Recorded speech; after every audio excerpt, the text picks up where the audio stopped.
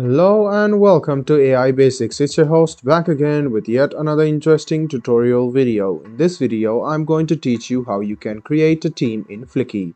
Go ahead and open fliki.ai and go to the account section, which you can see on the top left hand corner.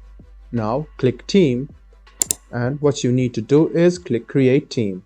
If you want to read more details about creating a team, you can click here and then read the description about how you can create a team and how you can manage team members. Now to create a team, click create team, write down the organization name, and then what you need to do is write down the organization's website. After that, click create, and then you will create a team. Now if you want to add new member, click add new member and enter a Gmail address and click invite. This way a mail will be sent to this user and he or she will be invited to your team to work as a collaborator. This was a video on how you can log in to your Fliki and how you can create a team.